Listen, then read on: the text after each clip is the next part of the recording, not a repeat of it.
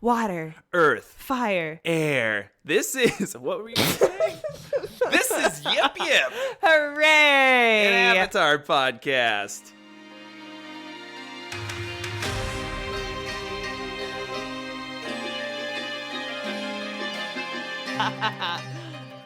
All right, welcome back to the Yip Yip Hooray, an Avatar podcast. I'm your co-host, Jordan. I'm Katie. And who are you? Oh, and I'm Jessica. Hi, Jessica. Jessica is joining us remotely. This is the first time, if you guys remember, that we've had Jessica back on the show since we started this. So, hey, welcome back, Jessica. Thanks. Glad to be back. So, how was the iceberg? I hear you were frozen in it for 100 years. Oh, I mean, a great nap. Good one, guys. Ha ha ha. So we just got done watching the episodes The Storm, The Blue Spirit, and The Fortuneteller. This is probably my 8th time watching these episodes. Jessica, this is your 2nd time, I believe. Yeah, my 2nd time, which, I mean, How'd that happen? I thought you guys were going to be watching more, and so I watched more, and my husband enjoys watching Avatar, so he likes to just put it on. Sorry that he's not here. So cute to tell him, I can't. You got to stop. We can't keep going.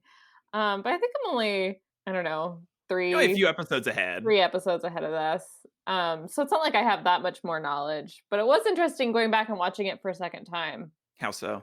Well, like the connection between the episodes, I feel like kind of the storm sets up the next episode. No, it's great. So the Storm episode, apparently that's Dante Bosco, Zuko, or Rufio if you're an originalist. Okay, sorry. Allegedly, I haven't talked to him personally about this, but allegedly the Storm is his favorite episode of all time. And That's a good one. so he works alongside the voice actor of Fire Lord Ozai, who is Mark Hamill. And so Dante... Did you see that? Yeah, Jordan showed me on the credits. I know. So Dante Bosco worked with him because he wanted to get that Luke Skywalker, Darth Vader thing going on, which I think Mark Hamill was all too happy to oblige.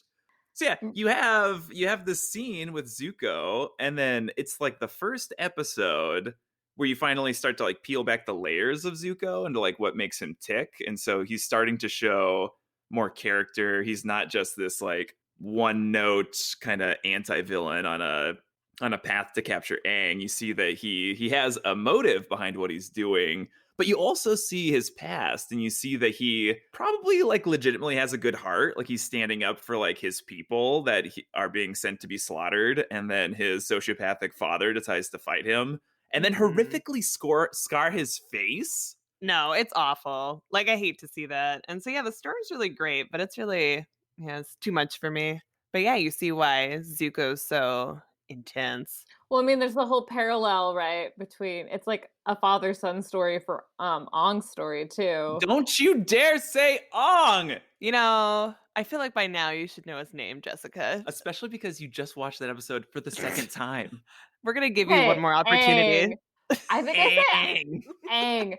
The reason I say Aang is because I had a friend / coworker named An, and so I always think, I'm like, oh wait, no, there's a G at the end, and so I pronounce it Aang. Well, if you also think about it, like double A, Aardvark, Aang. Not to me. But then it's like Aaron. Aaron's a double A. Come on, Jessica. Sorry, Aang. But yeah, this episode is like super backstory rich. You get like Aang's origin story, you get Zuko's origin story. It was just awesome to watch. So what was the origin stories like for you, Jessica? Round 2. Well, I guess I think the first time I watched it, I didn't really put together that Aang had like a father figure, and it was kind of like both of them being banished. One self-banishment and the other one forced banishment. Mm-hmm. One had like a supportive family. The other one, obviously, I mean, Uncle Iroh. God, you're really getting it together. We're very proud. His name is Uncle Fire, Jessica. Yeah. Uncle Fire, clearly one of the top characters. He's clearly a good guy that also is just like, well, I'm Fire Nation, obviously, but otherwise I'm like a reasonable person. I don't know, but one thing I thought about the flashback to the Airbenders, are all the Airbenders boys? Have we talked about this? Right. Like I Like, watched. they could be girls that are bald or whatever, because I assume they shave their Right. heads. So Mhm. eventually you do find out that a previous incarnation of Aang, like the last airbender before him in the Avatar cycle, was a woman. Yeah. Oh. So, but yeah, but like that scene, it was like, yeah, it was Is very a boy party. uh-huh. But I don't know. Is it all a boy party? Because they Well, could have that's been true. girls with their heads shaved and they were just prepubescent girls or something. That's true. Maybe Gingy, the During dirty But the airbender. during that voices were very male, or not like They're pretty more, masculine. yeah. They had but boy you know, like tendencies. And kids, the you're like, leadership is all male. I was really upset mhm. that the leadership was all male. Well, Also, they took so much time to design all these like very intricate looking like airbender guru people. Like the dude with like the long like brown white beard, like he never talks, but why don't we just have like a lady in there? Did you notice that one of the elder airbenders had like a really orange outfit and the other like three had like basically the same color? And I was like, what's that guy's deal? Why is he wearing orange? See, and this is why we need some prequel series. no, this is why we need to write the creators and figure it out. During that episode, and when we're seeing all the kids, Jordan like looks at me and goes, "Yeah, all these kids are like murdered or whatever." And I'm like, "What the? Get out of here!" Tell me that during this episode. It was just something to think about. Like Aang's having a good time with his friends. You're like, dude, in like probably a couple months, like Yeah, there's just gonna be no, genocide. I'm just trying to not think about that. But yeah, I mean, it's crazy. Some like Anakin Skywalker killing younglings. Oof. Kills so many younglings. Going back to the like the elders of the air temple, grumpy guru guy. Oh yeah, did you recognize his voice? When it was like, Aang needs to go study away from you, Gyatso. Oh yeah, it sounded familiar. I didn't write down who I thought it sounded like. It's James Hong, He was still alive, and what did I say? He's 91. 91. Dang. So like antagonist, like secretary guy for Mulan. Yeah. Oh yeah, for sure. I was like, I'm So getting all good. the Mulan vibes from the voice cast this episode. But I think he's also, yeah, the dad in Kung Fu Panda. Mm-hmm. Oh yeah, the duck. Mm-hmm. So good. Goose? Is he a duck? Whatever. Oh, I Yeah, don't know. or a goose. Is he a goose? I think he's a goose. I don't know. So, were you surprised at all to learn that Aang had been told that he was the Avatar like a little early? Yeah, just I don't know. Like, what was your opinion, and like, what did you think when you watched it first or second time? Well, it made sense to me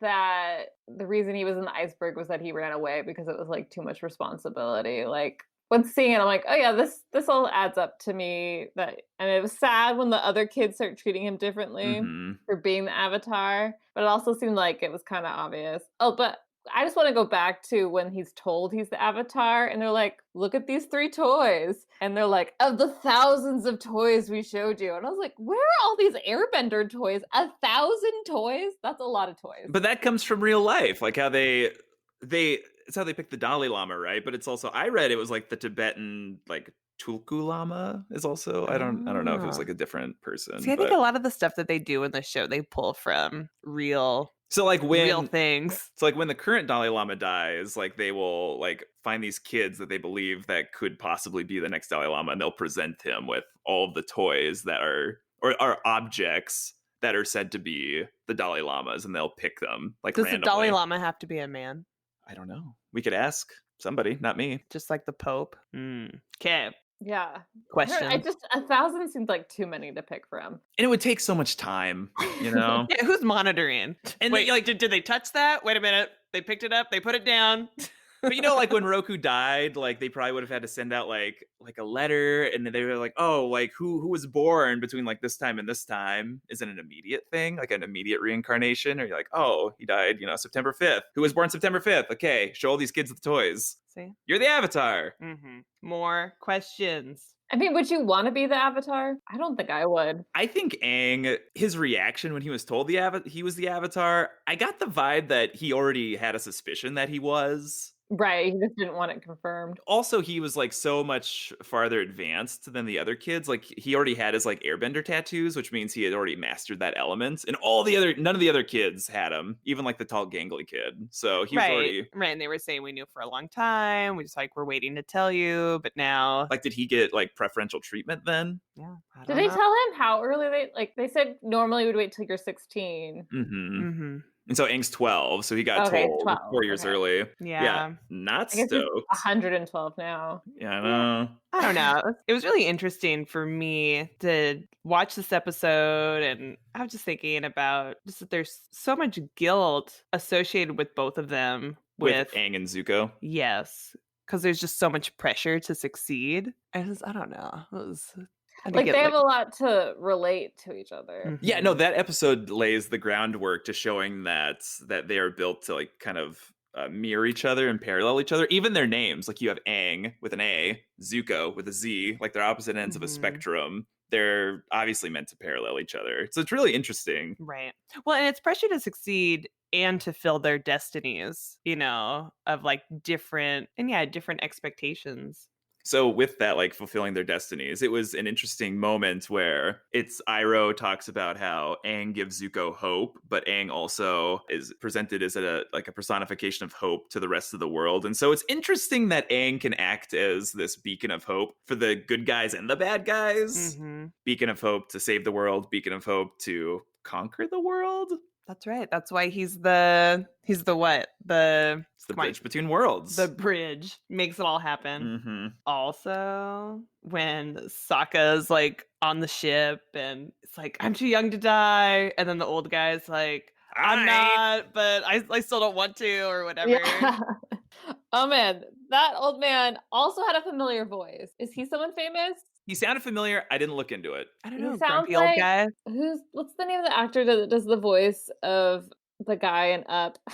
Carl. Oh, Oh. Ed Asner. Yes, it sounded like Ed Asner to me. Oh, that would be awesome if it was Ed Asner. I know. I was like, it's probably not Ed Asner as a random voice in this random episode, but it sounded like someone doing an Ed Asner impression. Ed Asner is a great grumpy guy. He's a great grumpy Santa Claus. Yeah. I feel like I don't know him. In Elf, Grumpy Santa Claus. Got it. Mhm. Okay, wait. Also, at the end of this episode, when it's like after the storm, and then Aang and Zuko like have like the stare down, I'm like, it's like, do you know what I'm talking about? When Oh, they yeah. rush They out like of the fly water. over, and Zuko's like mean mugging, but and Aang's like, oh god, there he is. Also, how small is this world? Because I feel like they're always kind of near each other, like Zuko's an geographically. excellent tracker. But he's something. Yeah, something.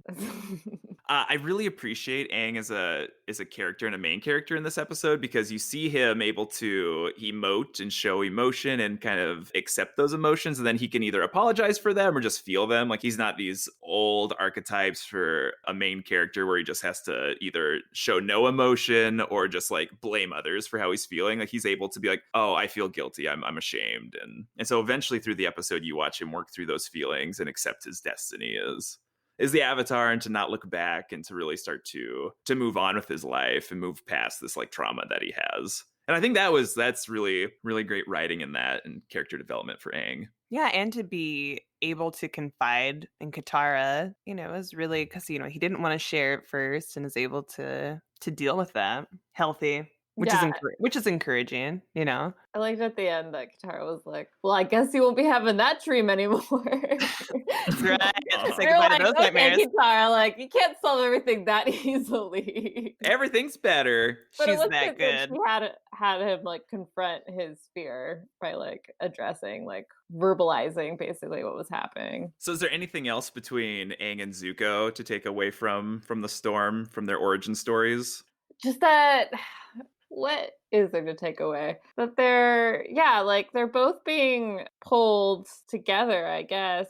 Their It's destinies are interesting intertwined. that his father was like, I'm gonna banish you, but if you find the Avatar, you can come back. Like, was he setting him an impossible task? What he thought, because that happened prior to the Avatar being sighted, correct? It was Correct. in the story's history. He gets his scar 2 years before the start of the series. Oh yeah, so it's insane. Which yes, Uncle Iroh is like, yeah, he never thought you were gonna be able to do this. Like, Mm-hmm. yeah, that's kind of the opposite of On, where everyone thinks everyone, even though it's all the expectations, same expectations, but like people believe he can do it. They're like, well, you're the Avatar, you'll just do it. And he's like, okay, Mhm. cool. And Pinsuko's like, he's like, well, you're worthless, and you talk back to me. No, Oh, I do. my, As we just watched Jessica wave to somebody, it's the old friend of man. yours. He's coming up to the window. He wants to be on the show. Oh yeah, Oh. talk to him. So what just happened? What is happening? Is he still there? Are you guys There's this talking? older gentleman that walks by our house, and he likes to share dad jokes. And so he showed me what looked like a giant dime, the size of like 6 inches tall, a giant dime. And then he pulled it apart and showed me that it was actually a giant $100 bill. What? And then he laughed. This just happened? What? And What was he wearing? Was he like in a little like elf costume? Was he showing other neighbors? Just the slacks, button-down shirt, and his little cane. This is the most amazing story. Can you invite him on the show next time? Yeah. Oh, might have been. He has other dad jokes. That's not the first time I've seen that joke. Oh my gosh. From him? Yes. Excellent. All right, dad jokes. Back to dads. So we see that Zuko has a really bad one. But I do also appreciate that the storm kind of highlights that Fire Lord Ozai and his brother, Uncle Iroh, are also like fundamentally different in parallel.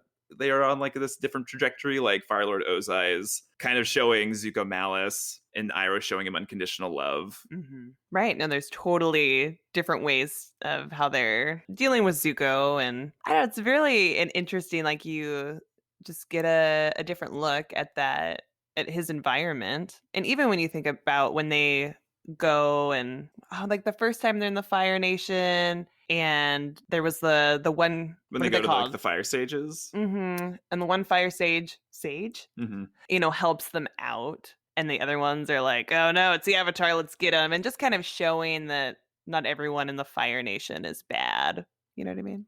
It's just kind of a... Right, and Iroh's showing that. And even some of the crewmates, like, I think they seemed like pretty cool guys. But I think I liked watching young Zuko because you see that he was like genuinely like a good person at one point. And is that still there? Or has it been like kind of corrupted out of him? Like, is Zuko on a path of redemption or is he not? And is Iroh going to succeed? I don't know. Yeah. Well, I do know, but... If Zuko hadn't said anything, do you think Iroh would have said something? About what? At the meeting, about the basically slaughtering of young recruits? I don't know. And it's interesting too, like, did Iroh set him up for that? Did he like hope that Zuko would show like his true colors in that setting? And did Iroh know what would happen and that Ozai would lose his cool? And yeah, I would hope that Iroh would have done it, but... And that maybe he was hoping that Zuko would get banished and that it'd get him out of that Iroh, scenario. is he pulling the strings for this whole series? Get him out of this like corrupt household? They're going to go start their own Fire Nation. The other episodes, and I can't remember which episodes, but I do feel like there's a lot of times where Iroh is like doing something and then something else happens and then you're like, wait, did he know that was going to happen? Or Totally. is he just like, oh, that was convenient for me. Mm-hmm. So the next episode, The Blue Spirits, this one has a crazy plot twist at the end, which I love when we find out that Zuko is indeed the Blue Spirit. Did you give any thought to like who was under that mask, Jessica? I just thought it was going to be like another nice fire tribe. Like, oh, yay, we get to meet another nice person on the fire tribe who's not like, hey, let's, destroy everyone else. They're like, well, maybe we should keep the Avatar safe. But watching it the second time, you see the Blue Spirit like really early on when he's like talking about becoming the admiral or whatever. Right. And that's like, and then you like cut to Prince Zuko on the ship. Mm-hmm. So how did he do that? Oh.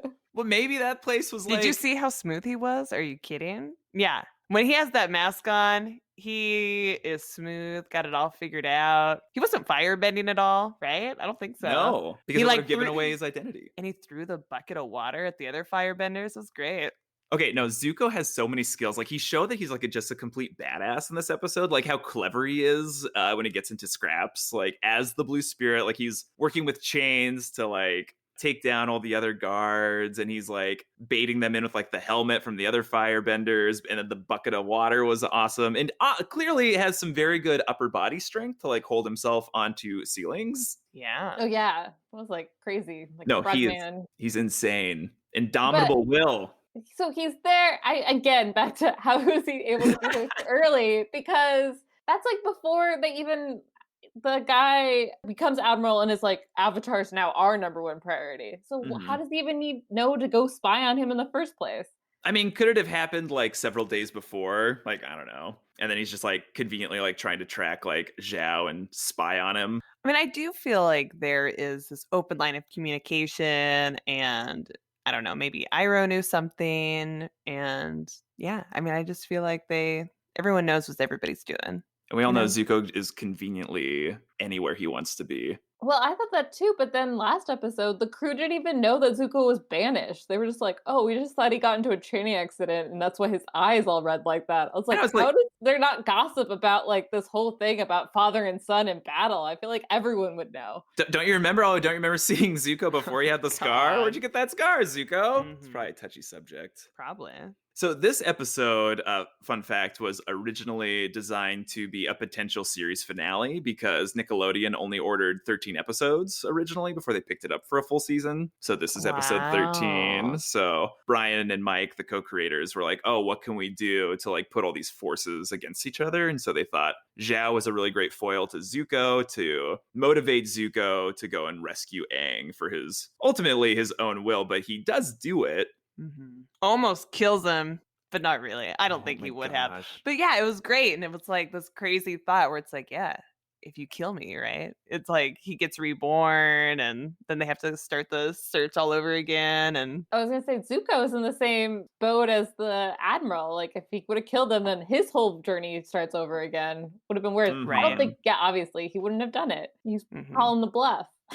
But Zhao, like, he goes to some dark places in that episode, like talking about Yeah. like not wanting to kill Aang, but like that he could. But then also like the nationalistic / Adolf Hitler moment where he's talking about how the Fire Nation, they're like the ultimate race and that they're like the chosen people. Well, and it was like going, how does it feel like to be the only airbender, or like that he like killed his people? And Yeah. I mean, that was just kind of, no, he is not. Jason Isaacs, he's a great actor. Yeah, well, Jason, it was a little intense for me. Do you think Come on, he's the a Malfoy. writers were like, "This is really intense. You know how we can lighten this? Frozen frogs." They're like, Oh, "This is yeah. the key God. to improving this episode." And we're gonna have Sokka and Katara trip out. And it's like, oh, Appa's hilarious. A classic Appa. And Momo can't get it together. Which Momo Vision was hilarious. Water. Water. What do you mean, Your Highness? So the frozen frogs thing, that's another instance of the show pulling from real life. Apparently, like, there is some, they call them the Colorado River Toad, and people used to like suck on frogs for medicinal reasons. And then in the 70s, people kept sucking on frogs. Like, there was instances of like hippies trying to find like the psychoactive hallucinogenic properties of the venom of this toad. But they weren't frozen. No. Okay. But you know, I mean, they could have been frozen. Maybe. I feel like we should look this up. It heightens the effects of the venom, man. Okay. So speaking of just things getting really intense in this episode, the Zhao moment where Aang's like kind of like captured and strung up, like chatting with him. Mhm. They originally wanted him to be suspended in shackles, like with all of his limbs kind of attached, and he'd be just like hanging in air that way. But standards and practices for television shot that down. They're like, nah, it's a little too intense for a kid's show, guys. Dang. Telling you, Avatar, pushing the limits. Mm-hmm. I mean, that's really all I have to say about that. So the rest of this episode, Well, I just want to give a shout out to the lady that was he goes, "Oh, you're insane." And she goes, "That's right." That was like my favorite part of the whole episode. Katie really didn't like the cat. Yeah, Miyuki. I don't know. The cat was freaking me out. I think you don't like the cat because it's one of the only animals in the show to not be a hybrid animal. Oh, think? that's a fun Maybe. fact. Like the platypus bear in the next episode. But Mm. real quick with this episode, the Blue Spirit, it was originally called the Red Spirit, and they were working on having Zuko's Blue Spirit character have a red mask and be a red spirit. But Brian Konietzko, the co-creator, said that they eventually scrapped the idea because the mask just kept looking like, quote, ancient Korean Spider-Man. So they're like, oh, Interesting. what can we do with this? So they eventually found like this Chinese theater mask that looks similar. And it had like this big goofy smile, which they thought was like a good kind of creepy, playful, supernatural thing for the Blue Spirit. Wow. So yeah, what was that moment like between Aang and Zuko after Aang finds out Yeah, when you see who? the scar. Yeah, it was like an intense moment. Aang's like, oh, Yeah, he's like, "Why is this guy saving me? Everything I know about this guy, I now have to rethink." Were you surprised? Yeah, I was surprised. Well, I think I was like, "Oh, no." I was like, "Oh," and I was like, "Oh," like, as soon as uh-oh. he, like I was like, "Oh, okay," like, it makes sense, like, this is his plan to, like, thwart the Admiral from getting the Avatar. I was like, "Yeah, take it into your own hands, steal the Avatar back." That's That's great. right. Now, Zuko, at this point in the series, like especially after the storm and Blue Spirit, like he becomes like like a favorite character for me. I think at this point, like I think quickly became like the creator's favorite, and so they're trying to like do these things for Zuko to develop him more as a character. Yeah. Yeah, I mean, it's nice when he can become more than just a bad guy. And yeah, I mean, it's really quite a moment. So I could see how it's going to be the finale. It was so sad though watching Aang and Zuko kind of talk. Like Zuko's like giving Aang like the space to kind of like chat for that minute, just Mhm. say what's on his chest, talking about how I think Aang could like really see like a path to friendship with Zuko. And instead of Mhm. Zuko just like wanting to part ways, like he's still like on that path to like capture Aang. So And he yet, reacts like Zuko reacts, yep, angst came out. shooting some fire. So Zuko. Hmm. So what has the show been what you've expected so far? No, well, I don't really know what I expected.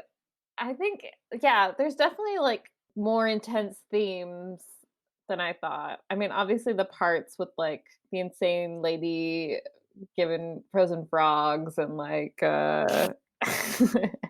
everything that has to do with Sokka. That's kind of what I expected probably more and less like Hmm. Mhm. having an abusive dad backstory for the protagonist of Aang. So heavy. You didn't anticipate that? Yeah, no.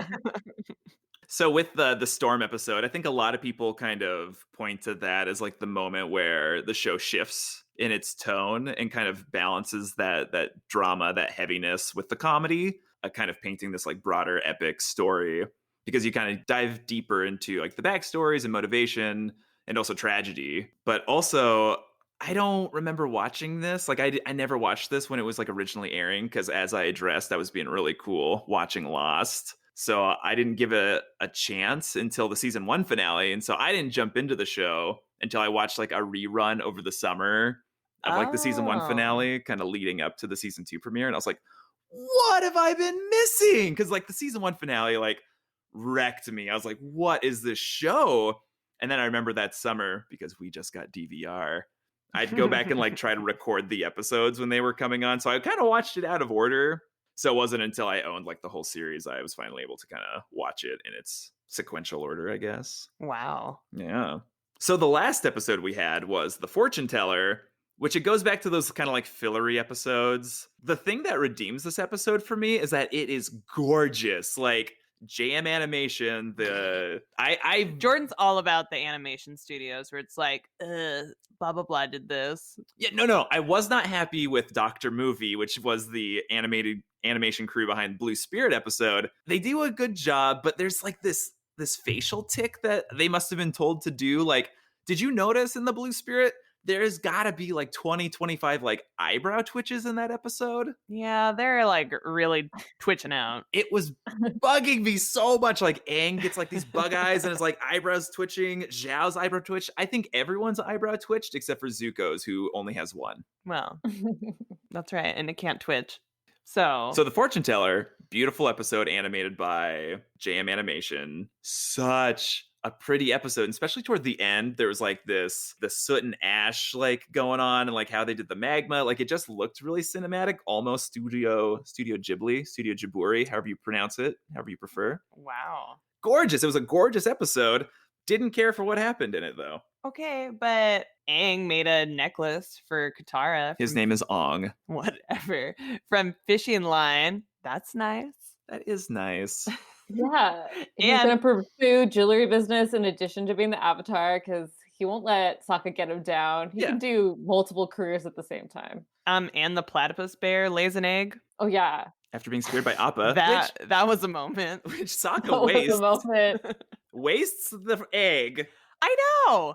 I was like, oh, good. Now they're gonna like be able to eat, and then wasted. So how do we feel about the teen love going on in this Awkward episode? preteen hormones. I'm not into it. Oh, you don't ship Aang and Kitara? No. Troy is currently shipping Zuko and Katara. He's on the Zutara train. Oh, I can see that. See, I'm not on no train. I'm like, What about Sokka? put it back in the pants. It is in the pants. No.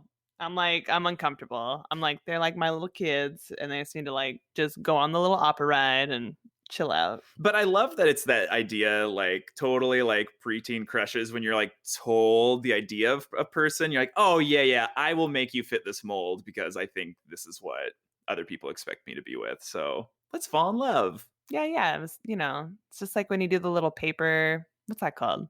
I like that. Yeah. It's like one or Fortune two. teller. Oh, maybe it's okay. It's See? called a fortune teller. Okay, Yeah. so the fortune teller when you use a fortune teller. And it's like, okay, pick one. Now pick a color. Blue. And then, yeah. Then that's your destiny. Who were you supposed to marry, Jessica?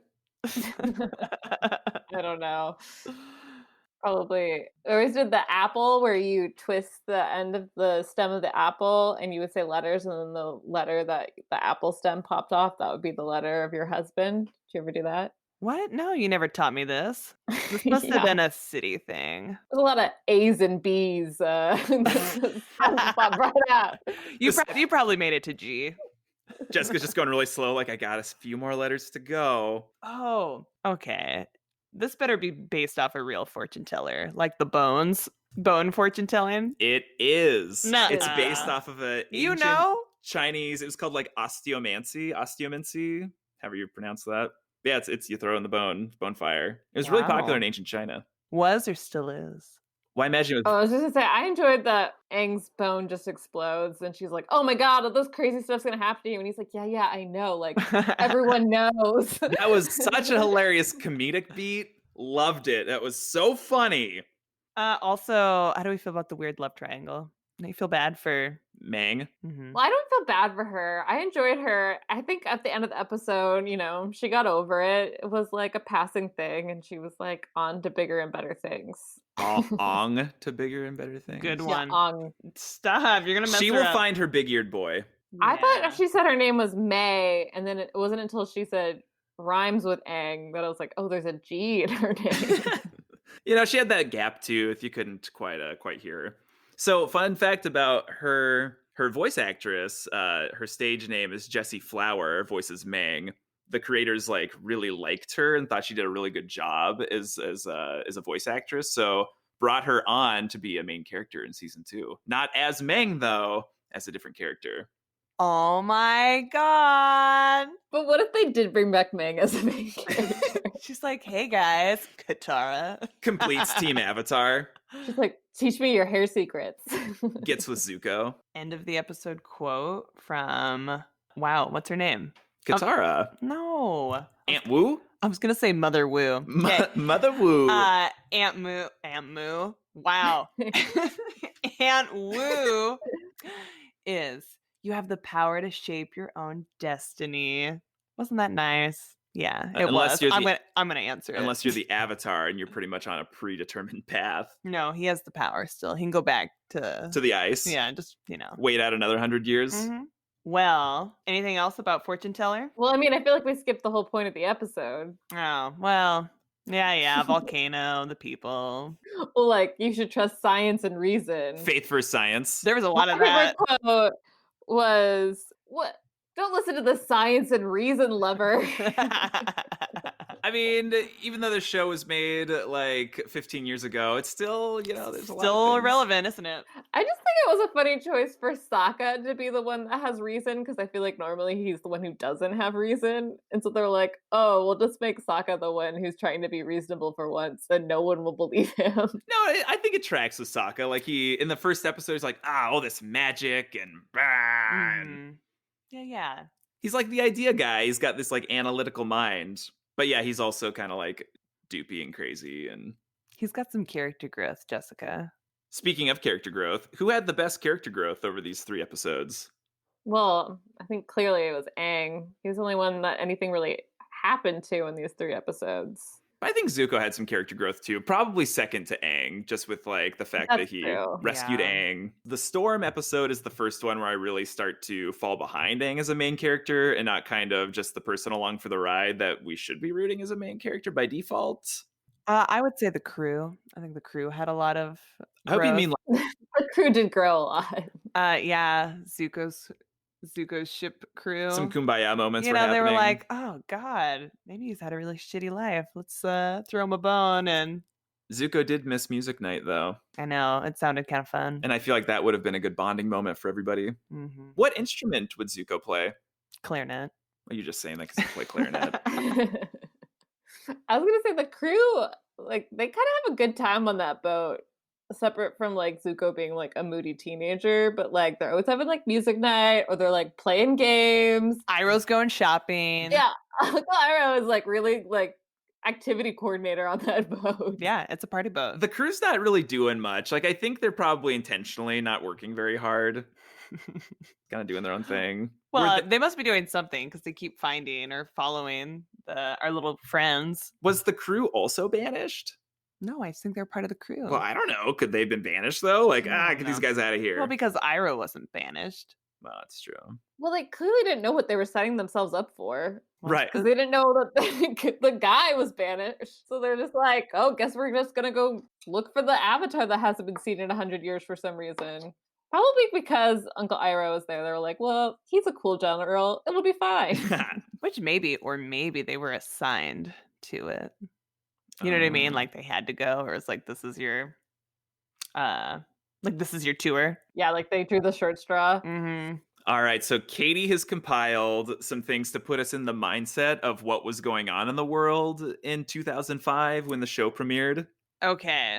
So I have like a weird list of things that may or may not have been happening. There were some questionable ones. But BuzzFeed had this list that I was like, trying to get me in the space. So what was popular? Livestrong bracelets. And it was like a weird start. Yeah, I'm starting there. Okay, also, you want me to start with Hurricane Katrina? That happened in 2005. I thought you were going to say that was popular. And I was like, I don't think it was popular. Okay. I'm starting with it was on the news one. all the time, Jessica. Anytime you turned on the TV. Okay. They had something about like recording your favorite song to use as ringtones. And I was like, I don't think I ever recorded it, but I mean, I was definitely all about the ringback tones, the ringtones. I don't know. Do you think that was 2005? I don't know, but I feel like Aang and the gang could have really benefited from a smartphone, probably. Okay. Also on the list, writing random phrases all over your Converse. Jessica, you did that. I did do that. You're so 2005. So 2005. Do kids not do that anymore? Were you writing like #LiveStrong or what were you doing? No, I never had a Livestrong bracelet. Me either. But other ones, I think. Yeah, I think I had like an off-brand or like maybe a breast cancer awareness one. Yeah, like it was definitely a thing. Are they silicone bracelets? Oh, yeah. Okay. But also, I feel like kids were like doodling on their vans. I think that was like a Tillamook thing. I just feel like that's being you're a child. Like, yeah, you're a child that's bored at school and your canvas is your shoe that's on your lap. Like, it's not that. Why is your shoe on your lap? Because you're like sitting with like one foot up. I don't know. I don't know. Either that or drawing on your arm. Kids still draw on their arms. Is that popular in 2005? That didn't make the list. The only thing I did draw on my hand in 2005. We went to Hawaii for a band trip, and I would write down how many days until we went to Hawaii on my right hand. So every day I looked at it like, oh, 13 more days. It was really weird. Well, you could have done that on your Converse. I didn't have any. Okay, chunky highlights that made you look like a zebra. This was on this list. I was like, this what? is the worst list I've ever heard. It's so bad. Okay, moving on. I expect better from you. Moving on. Also popular in 2005, the pink Motorola Razr. Yeah. The Razr phones. That was really a callback. People still miss their razors. I feel like I miss my Razr. Yeah. they want their razors back. I miss my chocolate too. It was blue. I don't know. I feel like chocolate should be brown. Hey, you know what? Chocolate should be a lot of things. You eat M&Ms. Okay, Heelys. Oh, yeah, well, when I think of Heelys, I think of, a couple years younger than us were Heelys. Oh, definitely. I agree. So I was like, was that a thing in 2005? Well, Maybe. my brother had a pair of Heelys who is 9 years younger than me. And I remember he was like wanting me to record him with my OG LG phone, wanted me to record him like scooting by me on his Heelys. And so he did. And then he just ate it. And then he got up and was like, stop recording me. And he was not happy. And I didn't stop recording. I think I probably still have it somewhere. Yeah, send that in for America's Funniest Home Videos. Oh man, I'll win bring that it back. $10,000. Okay, wait. I got a couple more. iPod Nano. Heck yeah. Yeah. I feel like my mom was all about iPod Nanos. I don't even know if Not the shuffle? Oh no, it was the shuffle. Yeah. Awkward. See, I had a Nano. Also, somebody was saying webcams. Like that was a big It was deal. only popular in 2005. Webcams. That's interesting. Yeah, I don't know. I have no memory of webcams being popular in 2005. Also on this weird list, like pokes on Facebook. And I was like, I don't think that this was a specific to 2005. And I think people are still poking. I don't think I you feel like that's cannot. early for pokes on Facebook. Also, if 2005 and you're on Facebook, I was on MySpace, guys. Yeah, no, I don't think this was the thing. MySpace strong in 2005. Oh yeah, okay. Top 8. How was your top 8? Was it strong? Oh yeah, you gotta shuffle that top 8. Yeah, because you know weekly. people are creeping. It's like, well, how do I rate? Gotta choose the song that plays on your MySpace page. I had a friend who thought she was like, like a coder. So she wrote some MySpace code that made the top 8 not viewable from the public space. And so, yeah, I was like, yeah, I think I did that later. dang. No, I was like, I want to know, I had a crush on her. So I was like, oh, am I a part of your top 8? So there was like some workaround that you had to like post it. You could like see how they rated it. And I was the top rated guy. We never dated, but I was the top rated guy. It's for some moment in like 2006. Dang. Okay, juicy tracksuits. What? Yeah. Yeah, What? I know. That totally was a thing. I don't know what this is. Also, Green Day. Wait, you don't know what a juicy tracksuit? It's a tracksuit that on your butt said juicy. Yeah, which we're going to bring those back. They're probably The still height around. of fashion. Okay, Green Day, which I've always been lukewarm toward. I hope you had the time of your life. I went and saw American Idiot. The musical? Yeah, the musical, because Craig Manning from Degrassi was supposed to be starring in it. What? Justine and I drive up to Seattle to go see American Idiot, and we get there, and in the little program, there's a little piece of paper that says, today's showing will have the understudy. So we didn't even get to see Craig Manning. Typical. Well. And I say that, and his name is Jake Epstein. I've just realized I've been using his character from Degrassi instead of the actor's name. That's Jake fine. Epstein. Yeah, I got it. Okay, I'm going to end this fun little list This has been so fun. with the Billboard Hot 100. Number 1, We Belong Together by Mariah Carey. Wow. 2, Hollaback Girl by Gwen Stefani. Yeah. 3, Let Me Love You by Mario.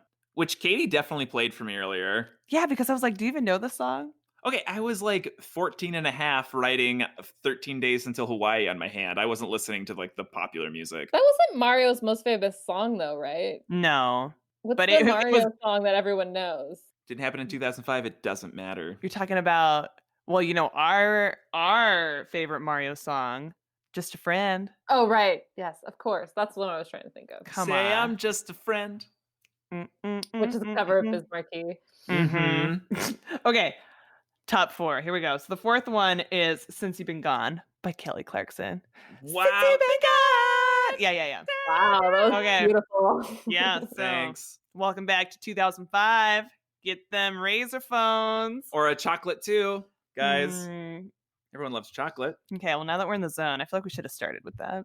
What? Oh, Like- 'cause like, it you would, know. put you in the mood Mhm. for. You're But- like in the mindset. But I don't know. Avatar: The Last Airbender, ahead of its time. Obviously, think of that 2005 list. I don't think Avatar: The Last Airbender fits in there. I think SpongeBob fits in that list that you just read off. There's probably a lot of things that fit in that list. So, Jessica, you're ahead of where we're at right now, but do you have predictions like long game for Avatar at this moment?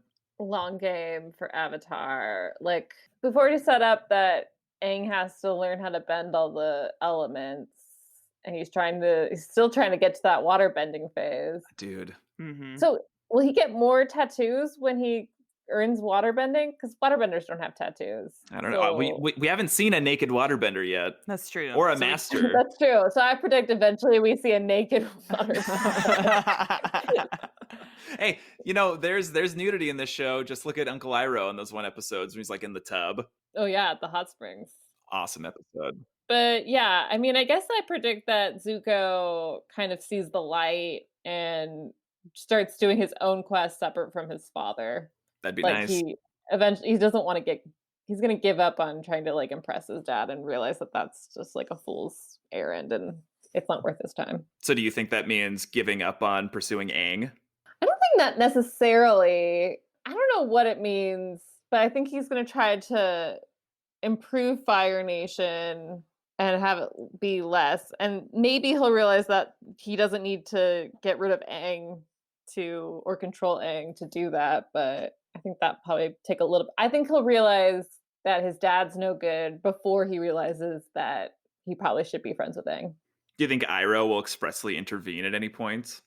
Yeah, he's a busybody. Do you think Iroh's gonna rule them all? I mean, I'd be okay with that. I do really enjoy Iroh from the beginning. I don't know what it is about him, but Yeah, it's because you like to party, and he's king of the parties. well, he likes hot springs. I like hot springs. He likes music. I like music. You like that like weird like little beard thing where it's just like a soul patch with like huge chops? Kinky. Yeah, I want Iroh to have a love interest so we can ship Iroh with someone. Aww. Okay, wait. I have to go back when you were like, "Oh, Zuko's gonna see the light." Like you can't see it, but I'm looking at Jessica on the screen, and it's like the light's hitting her face, and she's like looking out of her window. It's very picturesque. And there's an old guy there doing some dad jokes in the window. It's not a dime. It's $100. Don't you feel silly now? Well, kids. So has your opinion stayed the same? Iroh, is he number one character for you? Yeah, I think Iroh's still number 1. My Cabbages is still number 2.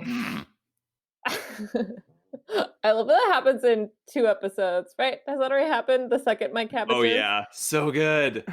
Does it come back? I hope it comes back a third time, rule of threes. Yeah, and then like I like Aang, but I'm not like Not sold on him. I'm not, like he's like too precocious or something for me. What? He's a 12-year-old boy. Yeah, exactly. Like 12-year-old boy is not my brand. Mm-hmm. See, I'm all about that Sokka life. Like anytime Sokka opens his mouth, I'm like, I'm there. I'm following you into battle. Like, let's go. I think we would have a really good time. I think the dynamic between Sokka and I would be really strong. See, I think Appa and I have the biggest bond. Yeah, we just fly around. 6-armed, 5-ton beast. Mm-hmm. That's how I roll. Perfect. I like it when Appa's wet and they show him wet and then he like shakes like a dog to get the water off of him. Do you I think- enjoy that every time? Do you think Appa, do you think he has wet dog smell? Or how do you think that is? Oh yeah, I think Appa smells Definitely. a lot. He probably would have been just reeking after being in that ice cube for 100 years. I don't know. Maybe he has some kind of magic Appa dust. Magic Appa dust. Keep him clean. I don't know, guys. Okay, let's wrap this up. All right, kids. So next episode, we'll be watching Botto of the Water Tribe, The Deserter, and the Northern Air Temple. Oh. Hey. Well, thank you guys so much for listening. We really appreciate it. Again, my creepy podcast thing shows me a map of the world and where everyone has been listening. So Mayor Pete, I know you're still listening, and I appreciate that. We have a couple new listeners. We had someone from Cape Town download an episode, so shout out to South Africa. And then we also had someone from Israel. So we're going worldwide. We're gonna bring balance back to the world. That's right. Got that, Jessica? I got it. All right, until next time, guys. Yip yip. Yep. Hooray!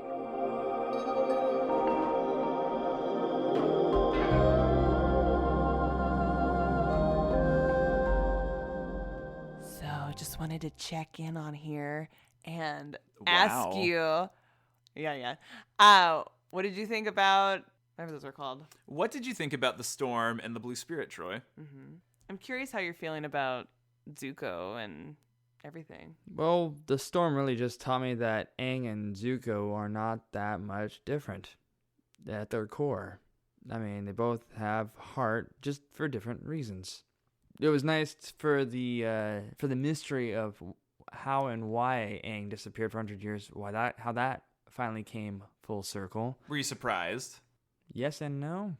I was and I wasn't surprised at the same time. I guess the only shocker about that was that he fell into the ocean and he was able to survive in the ice for 100 years. I guess that, I don't know what his core temperature is. So here's the thing about Aang is that the creators maybe they've come out to say it. This was, I think, in the Avatar Extras trivia that they would play on Nickelodeon. Aang has this ability that he can use his breath to keep his body temperature at an ideal level so he could survive cold climates. So that's why you never see Aang like wearing a coat. Oh, gotcha. And why Aang's all ready to get into his underwear at a moment's notice. And then as far as the blue spirit goes... Wait. Were you surprised how Zuko got his scar?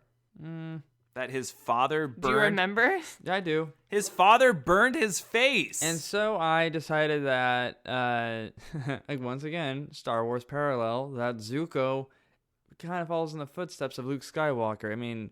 Darth Vader chops off his son's arm. Prince Zuko's dad burns off half his face, half of Zuko's face, and so... It's, like, intense. Like, when you think about it, like, we have this character who's designed to be a bad guy who... I mean, he's, like, maimed. Yes. He's a kid. He's a teenager. Yes. Zuko's old enough to drive in Oregon. And this is the episode where I'm convinced that the Fire Nation, they're just all about the military. Straight up military. It's like, just seems a little twisted. But, you know, as far as the blue spirit goes, the only thing that episode made me remember is that I'd say archery is one of the most underrated skills out there. Like, you can be a really good swordsman, you can be really good at spears and all those other medieval weapons, but archery, I have yet to see a show where the archery does not impress me. So that's what you took away from the blue spirit. It's important to be a good archer. Yeah, just, you know, the shocker that, it didn't really shock me. It did, but it didn't, that Zuko saves Aang. You're like, Zuko. Oh, you were like, this smooth blue wearing mask I was kind of person is like Zuko. I was kind of hoping. I was like, if it's not Zuko, I'm like, it better be like a sister that we were never told about. That's related. Ooh, a sister. I like that. A sister Zuko that we were never told about. That she comes to Aang's rescue. She doesn't believe in all the fighting that's happening. And she believes that the Airbender is the only person that can bring peace to everything. I mean, that would have been a pretty cool plot twist. Come on, Zuko's sister, get out here. Come on now. But I like when, he throws, I already said those, but like where he throws the water on the firebenders. Whatever. That's it's so good. Oh, okay. yes. Well, thanks for that Yep. little update. Yep. Yep.